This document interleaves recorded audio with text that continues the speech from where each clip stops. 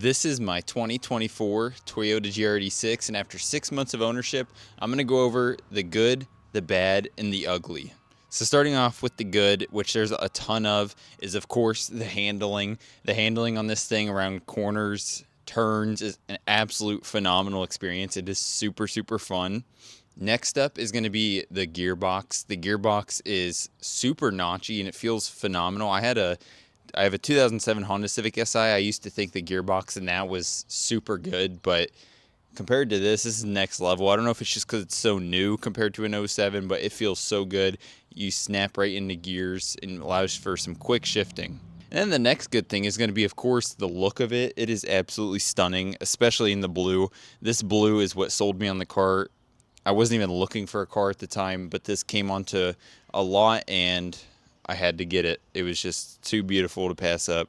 Next is going to be comfortability. I honestly think it's super comfortable, especially comparing it once again to my Honda Civic Si from '07.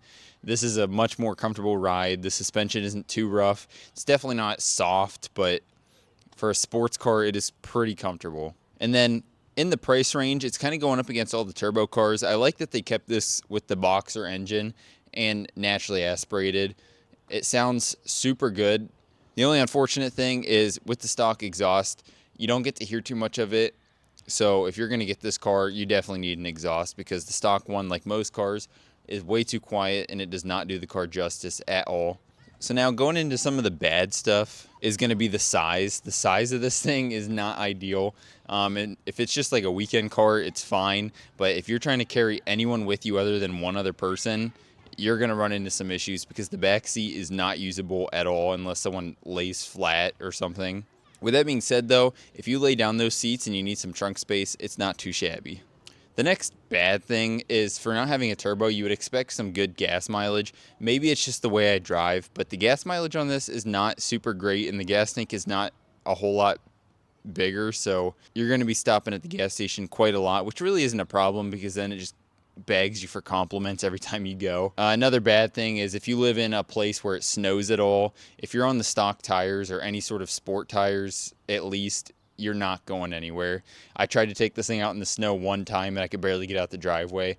Now I've heard if you put on winter tires, apparently it's not bad and it's actually really good, but I did not do that, so I can't speak on that. The next bad thing, I wouldn't go into the ugly for this one, but the bad, you get wired CarPlay. For 2024, I really wish they would have stepped it up and done wireless CarPlay because most cars by 24, they all have wireless. And to be honest, plugging your phone in every time you get in the car is not great. Which really leads me into my next thing. And with it being a Toyota, also a Subaru, the infotainment system on this car is not really that great. Now, of course, that's not why you're going to buy this car.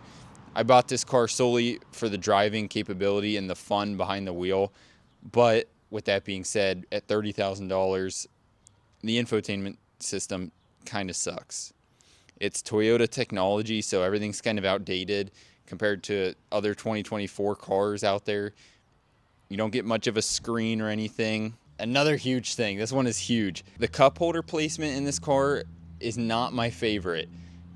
I'm going to be honest. Living with this car daily, I have to reach back to put anything in a cup holder or to reach for it. It does not make for ease of access when you're driving. If you're driving with this car, you need to be stopped to grab your cup, or it makes it really difficult and really uncomfortable. You do get one cup holder that's like right in the door.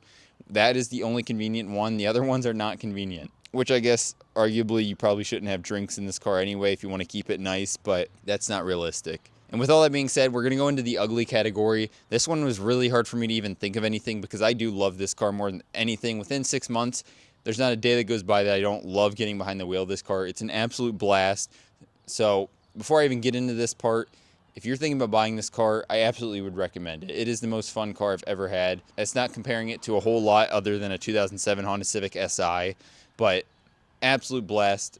Turns heads like crazy, and it's an absolute compliment getter everywhere I go, no matter what age range. That's another really good thing about this car is people don't need to know cars to give you a compliment. It looks like an absolute supercar, arguably, but it does. I think it looks really good. With all that being said, though, the ugly. Really nothing I could think of. I have one thing that I think is pretty freaking ugly about this car, and that is the clutch pedal that is inside of it. Oh my God.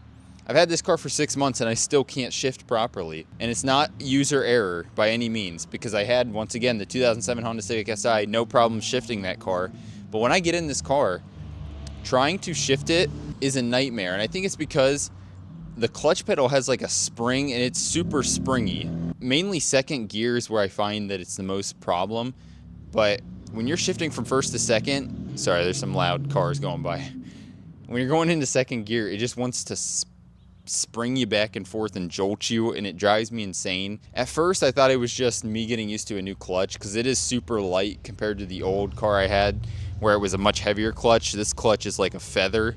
So I thought I was just gonna have to get used to it. But after 6 months, I am still not used to this. I don't understand it.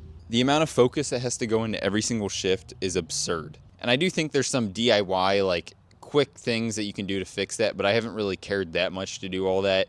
It is annoying, but after 6 months, I've started to get the rhythm down, so it's not that bad. But if you have people with you, they're going to think you don't know how to drive because the clutch doesn't allow you to drive properly. But with all that being said, I think that is really the only thing I would call and put in the ugly category.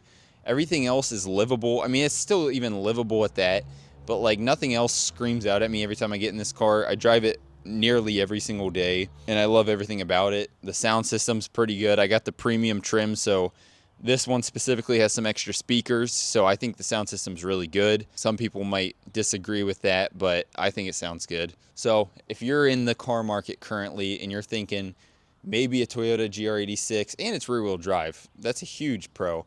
It's rear-wheel drive, so you can get crazy. But yeah, if you're in the car market and you're thinking about getting a car, you have that Toyota reliability.